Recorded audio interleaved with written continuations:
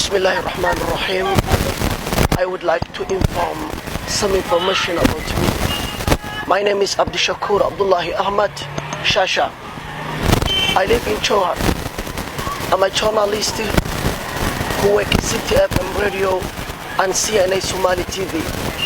Also, I am the owner of City FM Radio, which is located in Johar City. Before yesterday, I mean 11 December for 2019, the Hirshabelle government tried to kill me as Jamal Khashoggi killed, but Allah saved me.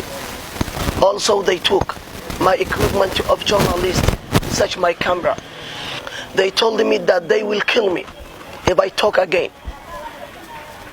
This is the third day. I would like to get a freedom of speech. I would like to get my equipment.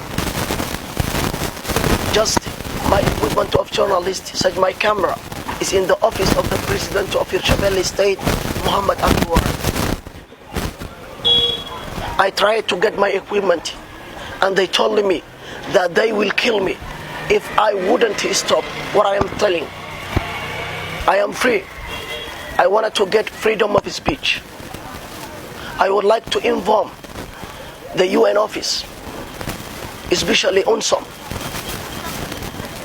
the International Journalists, IFJ, National Union of Journalists Nusaj, the Federal Government of Somalia, especially the President of Somalia, Muhammad Abdullahi Farmajo, and the Prime Minister of Somalia, the parliaments, and the other states of Somalia.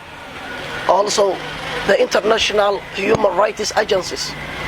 I would like to inform that there is no freedom of speech in Hirshabelle State, that there is no justice in Hirshabelle State.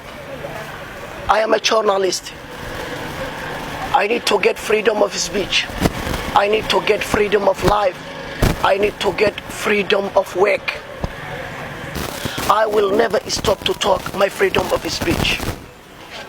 So, help me to get me freedom of speech, freedom of life, and freedom of work. Thank you very much.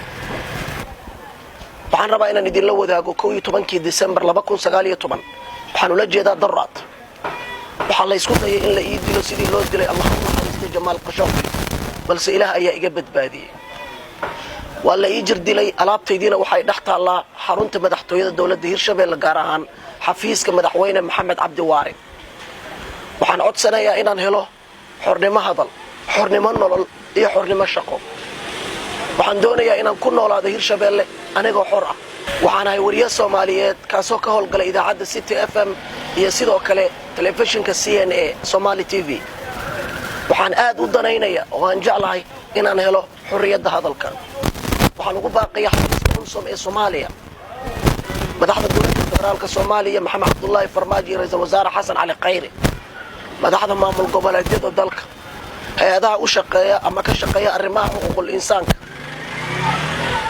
ururka saxufiyiinta adduunka ee IFJ ururka saxufiyiinta qaranka Soomaaliyeed ee Nusaj dhammaan cid kasta oo ka damqanaysa dhibka haysta waxaan doonayaa inaad iga caawisaan sidii aan u heli lahaa xornimo hadal xornimo nolol iyo xornimo shaqo waad mahadsantihiin